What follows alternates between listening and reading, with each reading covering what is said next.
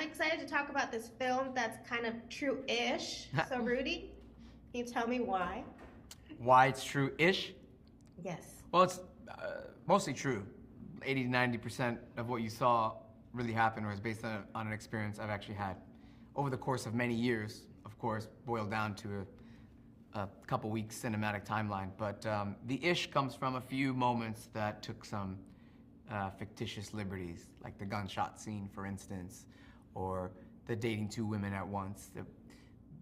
Then, in actuality, happen in that way, but the people-pleasing nature of Rudy's character is very real, and all the women in Rudy's life do represent actual versions of my life that I was considering for many years. Great. And Camila, tell me about portraying Isabella in this character. You know, a lot of times we see you in drama, but this time's drama with music. So does that make it a little more challenging? I guess so. I mean, music is a part of my life in a way too, so that part actually felt very, very natural to me. But I think the challenge was, I mean, there's such a responsibility and natural pressure that comes with, you know, firsts. And for us, this felt like the first Brazilian American rom-com, and there aren't a lot of opportunities to showcase our culture in Hollywood. So then I think there's, you know, pressure to that I think was a little bit challenging and intimidating to navigate.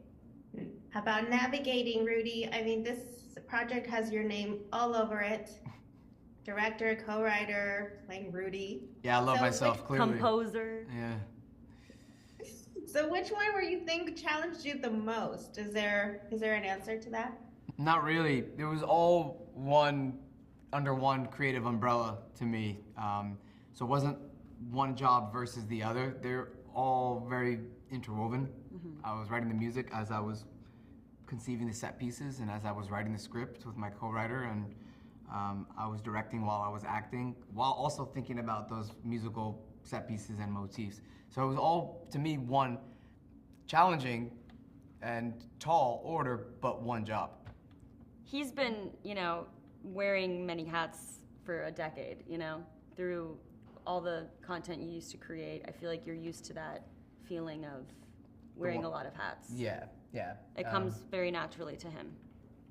But for this film, it was more necessary than ever. Yeah, and it was a larger scale too. Yeah. So you had amazing scenes with the movement, camera work. What one was the one that you were more enthused and challenged you the most? One of the ones with the part where you guys meet. I mean, the shots were brilliant. Where we meet in the fish market? Yes. Yeah, that was a fun one. Yeah, it was tricky because the trickier part about that was actually all the COVID rules. There were only so many bodies we could have inside of the room, and the set piece warranted more performers because we're recording all of it live, and the more performers you have banging on stuff, the bigger the sound is going to be. So I had to adjust for that, and it was a real fish market, which is kind of disgusting. Got real fish flying everywhere. It smells. It's tight. No air conditioning. You know, you can imagine the conditions weren't ideal, but made it more authentic. Yeah. Well, thank you for your time. People are going to be loving this film that has two lovely love stories. I hope so. Thank you so much for your time. Thank you. Luck.